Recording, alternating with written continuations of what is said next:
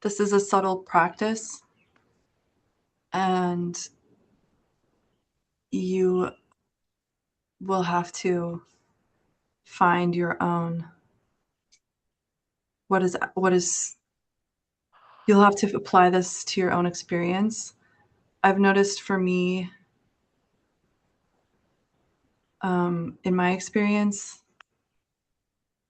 often curiosity is coming from a subtle wish to establish something, to Yeah. find some ground out there Yeah. somewhere. And when I have tasted like some of what this practice has to offer in terms of liberation into groundlessness, um, in a way, there's a tone of curiosity because it's deep. There's a deep openness to the other. There's a deep, like, oh my God, I didn't even see you. I maybe never been looking at you. But it doesn't have any kind of this quality to Yeah. it, or even like, where are you? What? There's no like, it's not coming from scramble. And I think that's quite rare and special. I'm always looking for the scramble behind my questions of other people in the practice, um, and usually can find it. The times when I haven't, usually I'm crying because I'm finally seeing the other person, and I'm so full of apology. I feel like I'd have to apologize for a while before I could even start to send any questions their way. It's just like, Mm. oh my God, what have I been doing with my life? Mm. Kind of feeling. Mm. Um, Yeah. so I would suggest, um, by default, assuming that curiosity is coming from scrambling unless you have like very strong. Yeah, I think in Yeah. general, that would be the right guess. Yeah. If you can speak to a hypothetical Sam and tell him some blunt things, Harmony. You're absolutely going to lie to yourself and think that you're not scrambling and that you're ready to ask a question of other people. You are almost always going to think your questions are coming from generosity towards the other person. They're almost always driven by insecurity and anxiety and the need to like secure yourself in the world and figure something out, almost always. So just assume that they are and say what you're trying to get from the other person, what they are to you, what you need, how you're not okay. And if you've done that for like 1,000 reps, then maybe you can ask an honest question. Maybe. Sahil, did you also want to?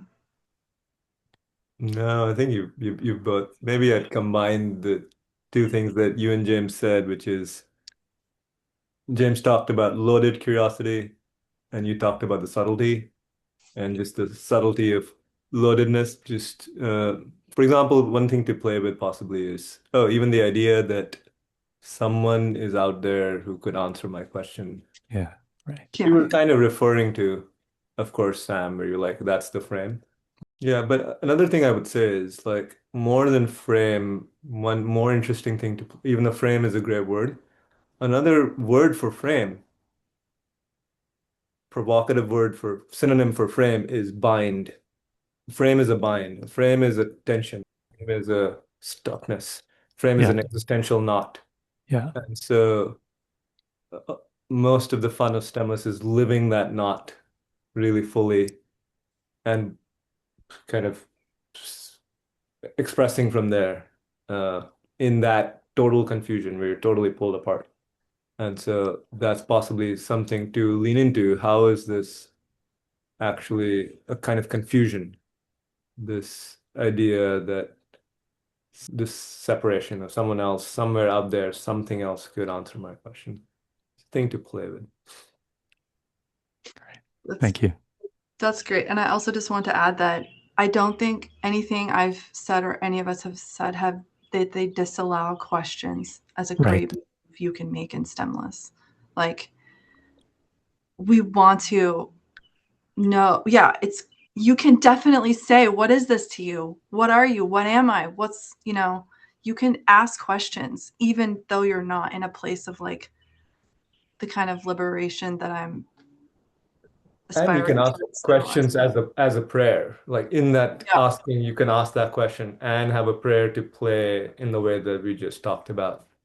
You yeah, could say, "Oh, what is going on for you?" But instead of like falling for your question, just send out a prayer of, "Oh, I'm letting this is really my reality right now." Not as yeah, a fake game, but I really had this sense that I could formulate words and then something would happen. And then I'd be satisfied. Send out that prayer in that same moment. And you might get a response that doesn't yeah. even answer the question, but might meet you in your confusion. If someone is skilled at seeing through your frame or you're letting go of the frame. So something more magical could happen than just a pointed answer to your question. You can ask a question because you know you're scrambling. You're just so uncomfortable with their silence. You really need an answer.